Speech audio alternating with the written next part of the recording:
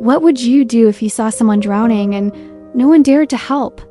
Today's story reminds us that heroes can come from the most unexpected places. Now we want to hear from you. Drop a comment below and tell us, where are you watching from? We love seeing how far these stories reach. And don't forget to subscribe and turn on the bell, because tomorrow's episode might just be even more incredible. Same time, same place. See you then. It was just after 7 a.m. in downtown Miami. The sun had barely stretched across the skyline, casting golden reflections on the buildings lining the canal. The air was humid, as usual, thick with the scent of salt and early morning. Espresso from nearby cafes. Logan Carter, a 48-year-old billionaire real estate mogul known more for boardroom takeovers than morning walks, decided to take a rare moment of solitude before another packed day of meetings and negotiations. Dressed casually in joggers and a gray zip-up hoodie, Logan strolled along the concrete path bordering the canal, earbuds in, completely lost in a podcast about resilience and personal growth. As he neared a curve in the walkway, the ground still slick from the early sprinklers betrayed him. His foot slid forward, and before he could grab onto the metal railing, his entire body pitched sideways. In a matter of seconds, he plunged straight into the canal, which at that point was over 8 feet deep, with murky, fast-moving water pulling him further away from the edge. There was a splash, loud and sudden, followed by a brief moment of silence, then chaos. People nearby gasped, frozen in shock. A woman holding a smoothie screamed. A cyclist braked hard, nearly falling off his bike. A few passers-by rushed toward the edge but stopped short, hesitating as they realized how strong the current was. The canal's water, moving at about 6 miles per hour, looked deceptively calm from afar. But up close, it tugged and twisted with alarming force. Logan surfaced briefly, coughing and disoriented, arms flailing as he tried to find anything to hold on to. But there was nothing. He wasn't a strong swimmer. Panic began to rise in his chest, faster than the water pulling him downstream. His head dipped under again. By now, a small crowd had gathered. Some were calling 911. Others simply stood, unsure of what to do. A man shouted, "He needs help," but didn't move. Another filmed the scene with his phone, narrating what was happening in real time. For Logan, time slowed. The water was cold and his limbs were heavy. The voice in his head, usually so confident, was fading under the roar of the current. He thought about his daughter. He thought about the company he built. But mostly he thought, this can't be the way it ends. At that very moment, while the crowd still stood on the edge of indecision, a figure in a red hoodie sprinted into view, someone who didn't hesitate. But that's for the next chapter. Just as the crowd froze in place, uncertain and overwhelmed by fear, a sharp voice cut through the rising panic. Somebody help him! But no one moved. Not one person dared to step into the canal. People leaned over the edge, phones in hand, recording the chaos as if distance somehow made it less real. But someone was about to move, and fast. Her name was Sophia Reyes, just 24, a veterinary student, and barely 5'4". She wasn't what most people would call intimidating. But when she ran, there was purpose in every step. She had been jogging that morning, earbuds in, playlist on shuffle, lost in thoughts about finals and clinic hours when she heard the splash. Something instinctual told her this wasn't just another noise in the city. She pulled her earbuds out and turned the corner just in time to see a man's head disappear beneath the surface. The panic in the air was undeniable. But what stunned her more than the drowning man was the stillness of the crowd. Dozens of eyes, no action. No one was moving. Without even kicking off her sneakers, Sophia sprinted forward. Someone reached out to stop her. "Miss, wait, it's dangerous." But it was too late. She had already launched herself over the railing. The fall wasn't long, but the cold shock of the water hit her like a slap. Her breath caught for a second, but her training kicked in. Years of swimming lessons, CPR certification, basic rescue drills from her volunteer work, all of it came flooding back. The water was darker than she expected, and faster. The current tugged hard at her limbs as she swam against it, slicing through the canal in strong, steady strokes. She saw him, Logan, his arms limp, his body spinning slowly with the current. She had maybe 10 seconds before he went under again. She grabbed him by the back of his hoodie, flipped him onto his back, and tilted his chin to keep his face above water. "Stay with me?" she muttered, even though he wasn't conscious.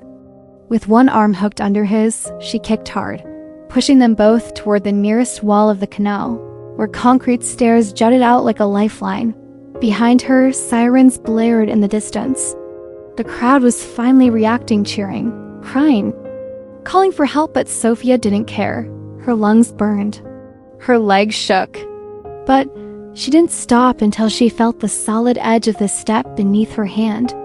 She heaved him up, inch by inch, until someone from above reached down to help pull him out. Soaked, breathless, and shaking, Sophia climbed out behind him. Her hands were red and raw.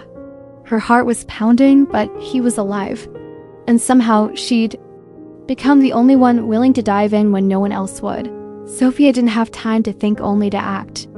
As Logan lay limp on the cold concrete beside the canal, water pouring from his clothes, she immediately checked for a pulse. It was there, faint, but steady. He wasn't breathing, though. His chest was still. Without hesitation, she tilted his head back and began CPR, pressing down firmly on his chest in a fast, even rhythm, just like she had practiced so many times in training. Come on, she whispered between compressions, her breath short and shaky, her hands slippery. From the water around her, people watched in stunned silence. Some were crying, others were filming, but no one interrupted. She gave 2 rescue breaths, then started compressions again. Logan's chest finally jerked. He coughed violently, spitting up Canal. Water as his eyes fluttered open for a brief second. He looked terrified, confused, gasping like he'd just surfaced from a nightmare.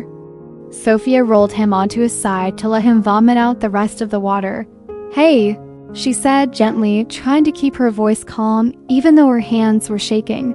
"You're okay. You're safe. I've got you." But he was far from okay. Logan was freezing, soaked to the bone, and his face had gone pale. His breathing was shallow. Sophia took off her hoodie and draped it over his chest, rubbing his arms to keep the circulation moving. She glanced around. "Where are the paramedics?" She called out, frustrated. "They're on their way." Someone answered from the crowd. She turned her attention back to Logan. He tried to speak, but only managed a rasp. His body trembled uncontrollably, and his lips were turning blue. Sophia knew what this was, early signs of hypothermia. She leaned closer, whispering, "Just hang on a little longer, okay? Help is coming." Within moments, flashing red and blue lights painted the surrounding buildings. EMTs rushed in with blankets and oxygen, gently pulling Sophia back so they could take over. One of them looked at her and nodded with quiet admiration. "You saved his life," he said simply. Sophia stepped back, suddenly aware of how exhausted she was. Her legs wobbled, her soaked shoes squished with every step. But she couldn't take her eyes off Logan. He was being stabilized, his vitals monitored, oxygen masks secured as they loaded. Him into the ambulance, one of the paramedics asked her, "Do you know him?" She shook her head. "No, I just saw someone who needed help." The door closed, and the ambulance drove off into the morning light. Sophia stood there, dripping wet, surrounded by strangers, unsure of what had just happened. All she knew was that she had done what no one else would. She had jumped. She had fought the current. She had kept a man alive. What she didn't know, what no one in that crowd could have known, was how that one moment was about to change both of their lives. Forever. The ambulance raced through downtown traffic, sirens blaring as paramedics worked furiously to keep Logan stable. His breathing was shallow, his body trembling beneath thick emergency blankets. Monitors beeped, tracking every beat of his recovering heart. One medic checked his vitals again and nodded. "He's holding on," he said, though there was tension behind his voice. Logan drifted in and out of consciousness, his thoughts fragmented flashes of cold water, a red hoodie, a young woman's voice telling him to breathe. At Jackson Memorial Hospital, a trauma team was already waiting.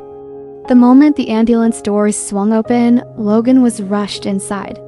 Machines, wires, oxygen tubes all surrounded him in seconds. BE moved fast. They warmed his body, cleared his lungs, and ran tests to assess whether water had reached his lungs or caused lasting damage. Hours passed. And then, slowly, Logan opened his eyes. The fluorescent lights above him were harsh, the room sterile and unfamiliar. He blinked, confused, then panicked as memories came flooding back, the fall, the water, the darkness. He gasped, reaching for his oxygen mask. A nurse gently placed a hand on his shoulder. "You're okay, Mr. Carter," she said softly. You're safe. You're in the hospital. You were rescued." "Rescued?" His voice was hoarse, barely audible. "Yes. A young woman pulled you from the canal. She performed CPR and kept you alive until we arrived." Logan closed his eyes again, overwhelmed. Not by pain, but by gratitude. That girl, he could see glimpses of her face in his memory. Her voice still echoed in his ears. Later that evening, after the chaos had quieted and the machines around him beeped at a calmer pace, a doctor stepped in. "You're lucky," he said. "Another minute or two in that water and we'd be having a very different conversation." Logan managed a tired smile. "Who is she?" "She didn't leave." "Her name?" "She didn't even want recognition. Said she just did what needed to be done." Logan stared at the ceiling in disbelief. In his world, one of power, negotiation, and cold transactions, acts like that didn't just happen. He'd spent decades building a name, a legacy, and a fortune. But today, all of that had nearly disappeared beneath the surface of a canal. And a stranger had pulled him back. He asked again, "Can you find her?" The nurse shrugged. "We're trying."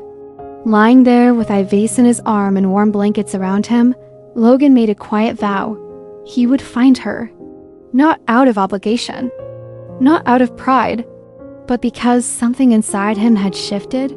This wasn't just a rescue. It was a reset. And whoever she was, this woman who didn't wait, didn't hesitate, she had changed the trajectory of his life forever. For the next 2 days, Logan Carter remained in the hospital recovering, reflecting, and replaying that moment over and over in his mind. He couldn't shake the image of her, the girl who jumped, who saved him, who disappeared without even giving her name. No press conference, no spotlight, no social media post. Just gone. But not from his thoughts. On the third morning, against the doctor's cautious advice, Logan discharged himself. Not because he felt fully ready, but because something bigger was pulling him. He needed to find her. Through hospital staff and a few calls from his personal assistant, they tracked her down. Sophia Reyes, 24 years old, a veterinary student at Florida International University. She lived in a modest apartment with her younger sister, worked part-time at an animal shelter, and hadn't told a single soul about what she'd done. The next day, Logan showed up. Not with a camera crew or a press release, just with a small bouquet of sunflowers and a heart pounding harder than it had in years. When Sophia opened the door, her expression froze in surprise. "Mr. Carter." "You're okay," she said, blinking. "I am," he replied softly. "Because of you." For a moment, they stood there in silence. No grand speeches, no dramatic music, just a quiet moment between two people forever connected by an unexpected twist of fate. "I didn't do it for recognition," she said, almost apologetically. "I know," he replied. "That's why I'm here." From that day on, Logan started showing up not just once, but regularly. First, it was a thank you coffee, then lunch, then weekend visits to the animal shelter where she worked. The more time he spent with Sophia, the more he realized how grounded, humble, and full of purpose she was. So different from the world he came from, where everything had a price tag. He was a billionaire who had everything, but almost lost it all. She was a student with barely enough to get by, but gave everything without a second thought. And somewhere in that contrast, something real began to grow. One afternoon, as they walked through the park with a rescued Labrador wagging its tail beside them, Logan glanced over and asked, "Did you ever wonder why you were there that day?" Sophia smiled. "Not really. I just did what anyone should have done." "Most people didn't?" She shrugged. "You would have done the same." He looked at her, truly looked at her like seeing sunlight after a long storm. "I hope I would have," he said. Neither of them knew where it was going. It wasn't love, not yet, but it was something just as rare. A bond built not on status or money or timing, but on instinct, sacrifice, and a moment that changed both their lives. And sometimes the most powerful stories don't start with a kiss, but with a rescue. What would you have done if you were standing at that canal watching someone struggle, watching others freeze, afraid to act? Would you have jumped, like Sophia? Or hesitated, unsure of what to do? The story isn't just about a billionaire or a brave girl. It's about choice. It's about courage. It's about how one moment, one decision can change the course of two lives forever. Now we'd love to hear from you. Where are you watching from? What part of the story moved you the most? Have you ever experienced or witnessed an act of courage like this? Scroll down to the comments and share your thoughts.